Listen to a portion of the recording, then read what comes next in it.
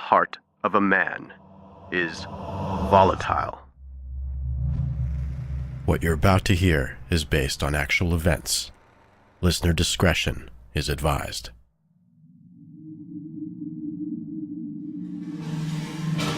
The heavy dumpster lid slams closed, and all is quiet. Outside, the comatose city goes about its business, oblivious. Inside the metal box, the silence consumes Marcus, nourishing his fear. The only interruption of his bleak surroundings is the occasional sound wave of a car horn peeking in and getting trapped in a metallic ring. A defect in the heavy plastic lid lets a thin sliver of light peek under one corner. The slender ray falls across Marcus's face, illuminating his panic. His eyes dart back and forth, scanning the small area that he can see from his vantage point. His heart is racing uncontrollably. His pupils dilated. He is sweating, and his breaths are shallow and quick. The white noise of air escaping his mouth is amplified by the grimy metal walls. It invades his thoughts, overwhelming him. He desperately tries to calm his erratic breathing. Marcus lets a manic laugh slip out between breaths. He rocks back and forth, clenching his knees. His motion causes trash in the bin to rustle, breaking the repetitive hiss of his hyperventilating. Suddenly, he inhales sharply and holds his breath, freezing in his fear, not realizing the sound that startled him was one of his own doing. In the distance, he can hear the officers barking commands in every direction as they canvass the area. It's hard to tell where the voices are coming from. It sounds like everywhere, all at once. His fear multiplies. He realizes he is surrounded. He feels the familiar sense of despair and loneliness he's felt his whole life, in a different place, far from home, but in the same situation, trapped, scared, and alone.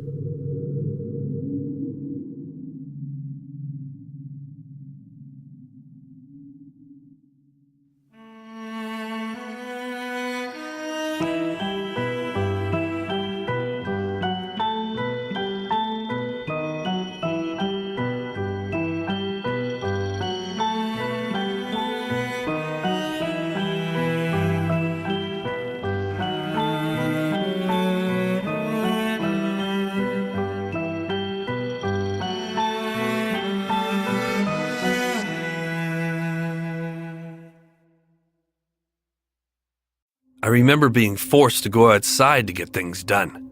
These days, a questionable introvert can stay indoors and order just about anything they need. Ain't that right, Karen? Karen came in the mail a couple months ago. She's a real doll. I call her my forever sweetheart. But lately she's been a little quiet. Too quiet. Karen, don't you want to say hi? I know what it is. It's your hair, isn't it? How the hell was I supposed to know that beet juice would make it purple? I'm not a professional, but I found a way, girl. Madison Reed, my friends with fading ends and questionable roots. This is how we can get this done, from home. That got her attention. She just about fell out of her chair there. Upsy daisy, Care Bear. There used to be two options. Head over to the salon and drop an absurd amount of money to get the right color. Or grab a box from the drugstore and pray that you did it right. Madison Reed clients rave of how their new hair color has changed their lives for the better. Women love the results. Gorgeous, shiny, multi-dimensional looking hair. This is gray covering, game-changing color you can do at home. What makes Madison Reed hair color unique is that it's crafted by master colorists who blend nuances of light, dark, cool, and warm to create over 45 gorgeous multi-tonal shades. Find your perfect shade at madison-reed.com.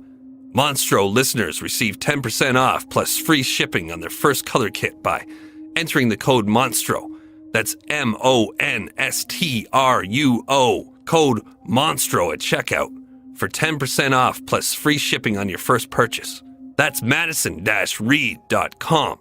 Promo code Monstruo at checkout.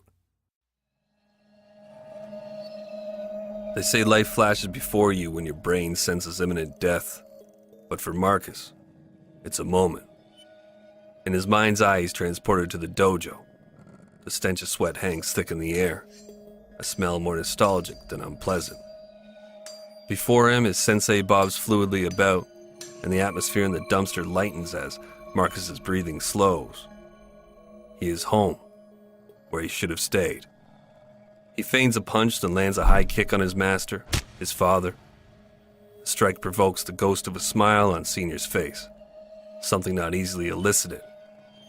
The recollection slackens Marcus's pinched expression in the dumpster, but the grin called forward dies at the door.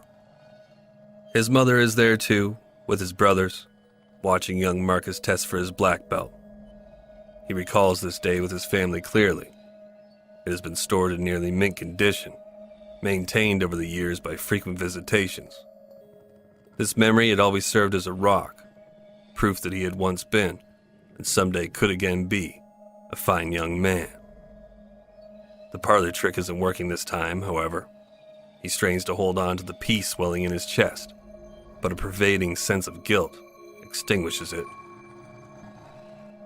He'd had a wonderful childhood, idyllic, but Marcus stubbornly had always felt he was destined for bigger things, destined to be great in some way. Something he couldn't see or even imagine had tugged at his soul, summoned him for as long as he could remember. As soon as he was able, Marcus struck out on his own with dreams of becoming a world-class chef on the other side of the bridge in the big city.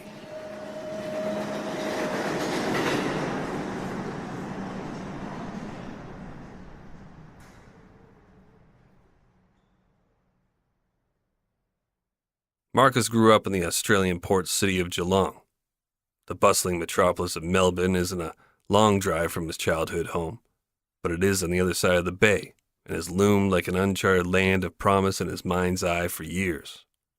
As he crosses the Yarra River and into the shadows of skyscrapers for the first time, he is met first by trepidation, then with wonder and hope. Securing work as a chef proves to be more difficult than anticipated.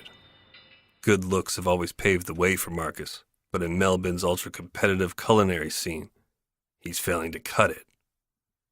On a preemptive late-night stroll, he comes across a bordello he'd spotted while job hunting that boasts the services of premium escorts.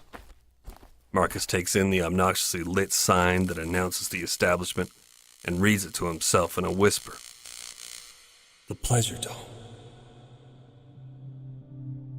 As he stands on the sidewalk across the street from the pale blue building, he hesitates, considering for a moment whether he should just turn around and walk away. His thoughts go to his family, about what they would think of him standing here, whirling in a wind of indecision that is steadily mounting pressure on his legs that are now awaiting the cue to begin moving towards the Pleasure Dome's glow. They don't have to know.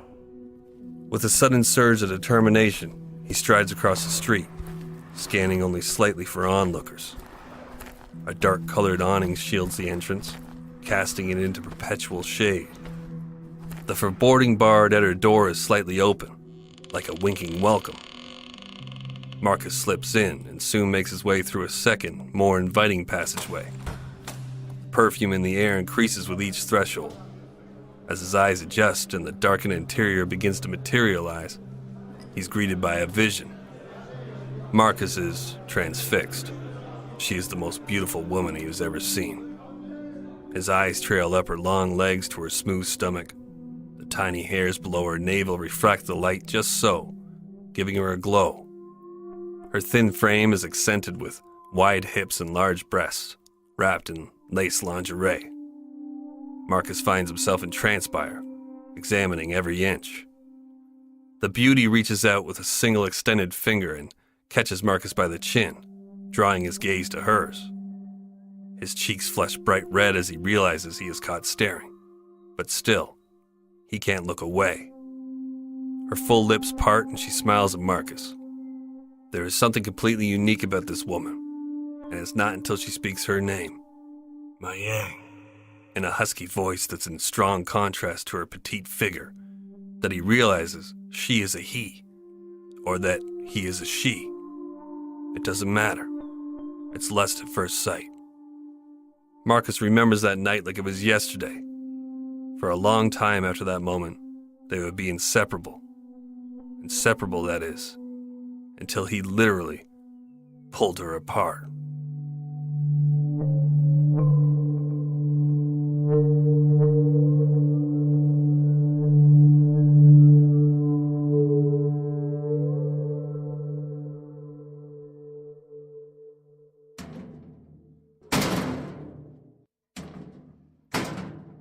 The walls of the dumpster return and close in on Marcus, collapsing his world, compacting it into a dark and dirty hovel.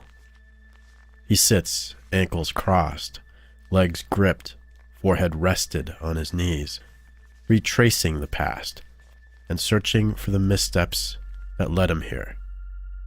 When he met Mayang in Melbourne, he believed that all of his dreams were coming true. His future seemed to have unlocked, and she was the key. Now he sits alone in a dumpster. I probably belong here. I'm just like the rest of this garbage. For the entirety of his life, he had wanted to be part of something bigger. And for a while, he had been. Mayang had shown him how to be a player in the profitable world of escorting, imparting her knowledge and connecting him with the most generous of clients. But as per usual, when he had the opportunity to better himself, he had squandered it, made a mess of things. And here he was, again, cornered. You stupid fucking cunt. You stupid fucking cunt. His voice had a strange reverberation inside the dumpster that quickly reminds him that he is a wanted man and needs to be silent. Delusions of escape begin to fade away and are replaced with pure dread. The idea of going to prison and his parents finding out what he's become pushes Marcus over the edge. I can't get caught. I can't go to prison. Hunching over in the dumpster, he holds his forearm in front of him and drags the blade across his wrist several times. It doesn't take much pressure with an edge this sharp. The flow of blood from each cut is joined by the previous. Marcus doesn't make a sound. No grunts, whimpers, or yelps. Just the slight sound of his flesh separating under the point. He stares blankly at his arm as he slices. The blood trickles down and swells at the tip of his elbow before falling under its accumulated weight. He switches arms and drags the blade several more times. The smell of rancid garbage mixes with the iron odor of the blood streaming down his forearms. He rests his head against the filthy dumpster wall and welcomes sleep. The deepest kind, of which there are no dreams, only the forever darkness.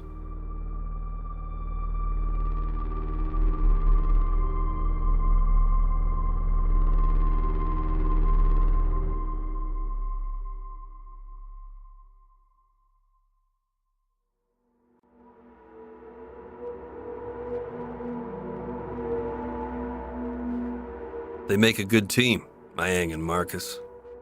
She convinces him to escort abroad, and they travel through Europe and Asia together.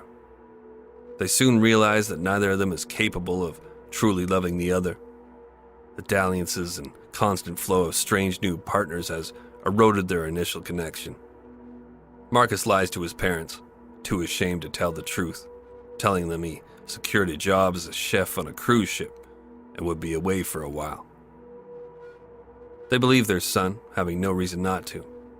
For a while, this newly found, lavish lifestyle seems to be the larger goal Marcus set out to achieve. Fresh cultures, exotic locales, strange foods, and bizarre customs all fascinate the couple. The money they make while escorting is more than enough to comfortably travel the world. Eventually, they settle in Denmark for a spell, hoping that the so-called happiest place on earth can replenish souls that are slowly depleting in vitality due to the rigors of their shared occupation. Though the romance has dwindled and they become more dependent on one another for stability rather than love, they agree to get married. Mayang wants her Australian visa and Marcus needs her connections to make good money. She agrees to pay off his debts if he'll fake the marriage long enough for her to get a visa. Marcus agrees and they begin what appears to be a naturally evolving romance. They pose for pictures that are immediately shared on social media from everywhere they travel. The couple pay a visit to Mayang's parents in Indonesia, a testament of their commitment to one another. Although all appears well from the bright smiles they send out like a beacon of serenity to friends and family, their relationship is crumbling. After tiring of Denmark's charm, they move to Bali, both fond of the warm climate. Their mutually beneficial arrangement, however, was anything but a tropical paradise. The facade begins to wear on them both, more so on Marcus as Mayang's newly revealed abusive inclinations are beginning to take a toll. Their time in Bali is short-lived. Marcus convinces Mayang to move back to Australia, to Brisbane. He misses home. Mayang hesitantly agrees after reminding herself of the endgame, and they soon move into a new condo near the coast. Her temperament and budding disdain towards Marcus worsens. She wants to adopt children, to settle down and be cared for, rather than be saddled with the responsibility of being the attraction for their bread. She needs him for the visa, but Marcus is proving to be a headache. He whines constantly. He's an entitled brat. She's sure to apprise him of his shortcomings at every opportunity. Marcus puts up with her debasement, always reminding himself of their arrangement.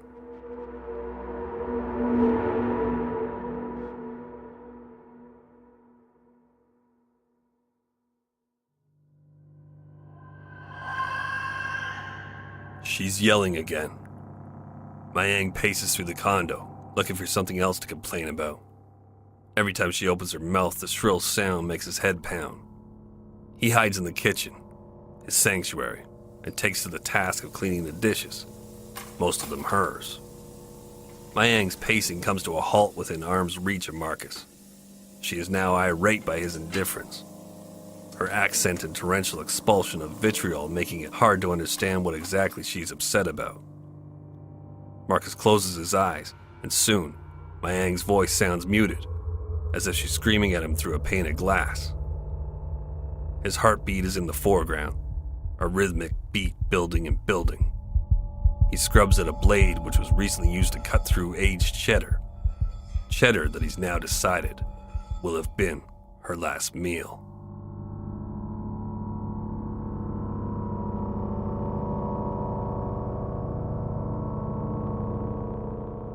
For Marcus, this is the first time he's considered a knife to be more than just a chef's companion. He rolls the handle in his palm, making the blade glimmer under the fluorescent lights. With this tool, he can end this. He can make her stop. His mind is blank when he extends his arm sharply and sinks at least 4 inches of steel into Mayang's throat. Her eyes bulge as she grips the handle, reels back, and attempts to undo what's been done to her. The knife slips out and clatters to the floor where Marcus retrieves it. The sound of her incessant nagging is replaced with wet gulps for air. Blood pours down the front of Mayang like a scarlet bib, a few squirts escaping between her fingers. As she stumbles back further, crossing the threshold into the living room, Marcus walks forward, matching her pace. Their gazes lock in fascination, much like they did on first meeting. Mayang trips over the end table, knocking it over and falls backward. The glass tabletop shatters, casting tiny shards across the room. Mayang tries to grab the couch to steady herself, but collapses behind it, leaving a swath of blood down the back. Her hands slowly release her neck and come to a rest at her side. Marcus kneels, straddling Mayang, watching as her eyes lose focus, all color draining away to a pale gray. Her breathing slows, her throat fills with fluid, her body goes limp. Marcus looks on expressionless, then slumps on top of her, his blood pumping fast with adrenaline, his anger still fresh. He's dormant for a moment longer before erupting in a fit of rage, You did this. It's your fault. He swings the knife up high, his heartbeat crashing in from everywhere. Teeth clenched, he brings the blade down swiftly and sinks it into Mayang's face, just below her left eye. A loud, dull crack echoes about the room when the blade breaks through the skull to the brain, bringing to Marcus a sick sense of satisfaction. There is no reaction from the now lifeless body. The corpse's eyes stare blankly into some other world. Marcus's heartbeat slows, and the deafening ring of silence blankets the flatness, stillness, the coldness, as the realization of what has happened begins to sink in. Mayang is gone. The most difficult, albeit unique person he'd ever known. An indomitable soul who had collected the prejudices and trials that come with being transsexual and turned it all into strength, now lays like a bloody husk beneath him. Her incessant bitching may be gone from the room, but in his mind, it comes back to life.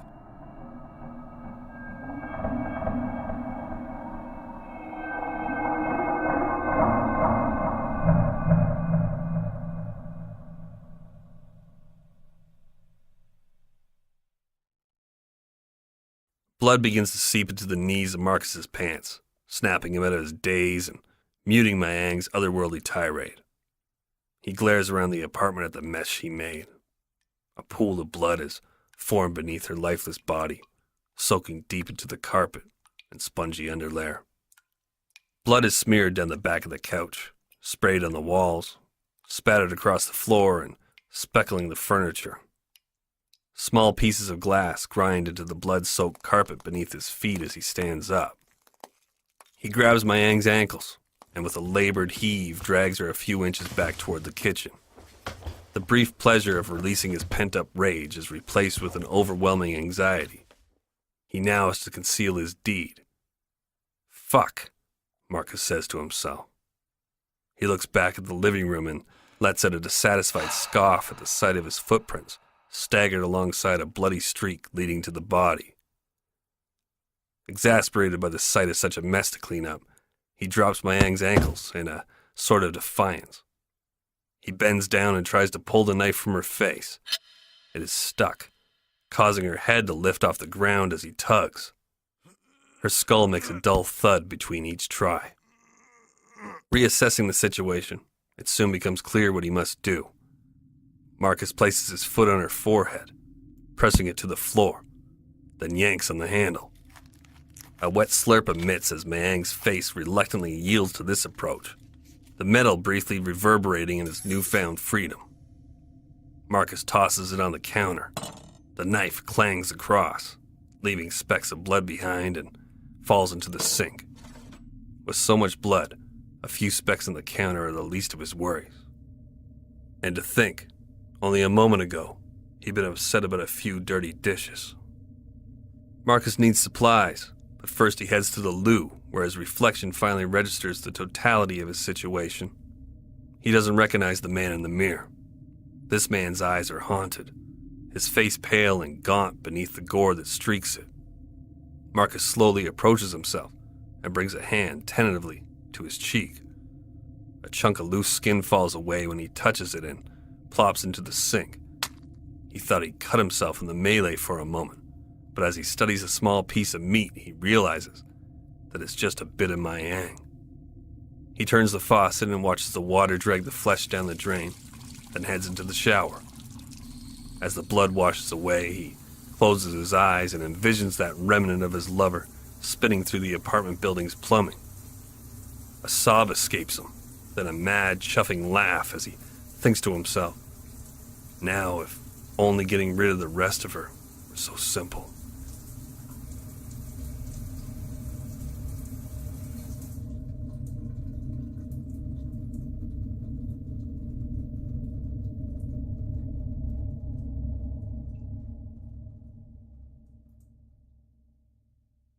Dying isn't as easy as he hoped it would be. While he waits to drift away, Marcus is forced to think, something he hasn't enjoyed doing as of late.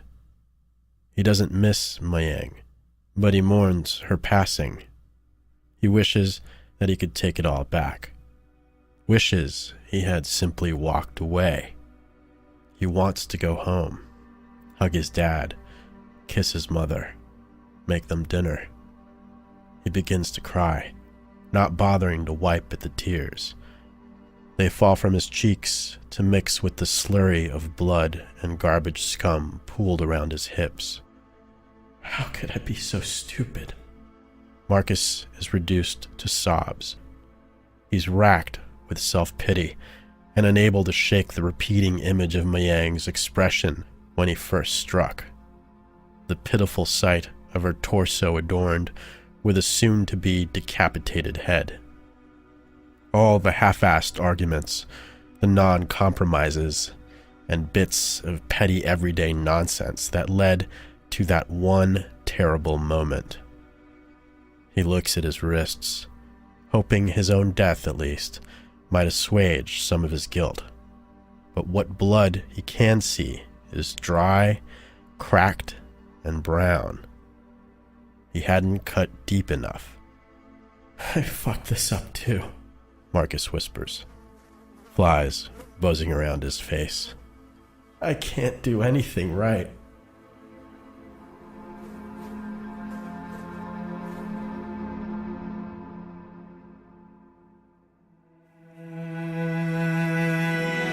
Monstruo is an Incongruity Media production. If you've enjoyed this experience, please subscribe and leave a positive review. You can find out more by searching for Monstruo Podcast on Facebook, Twitter, and Instagram, or visit us at monstruopodcast.com. This show is produced, hosted, and written by Jack Luna and Mike Boudet. Additional writing by Tyler Bell and Evan Ziegelman. Research by Hagar Barak. Sound design and editing by Jonathan McMichael and Robert Ravelli. Original score by Leon Rogers. Art by Denny Ray.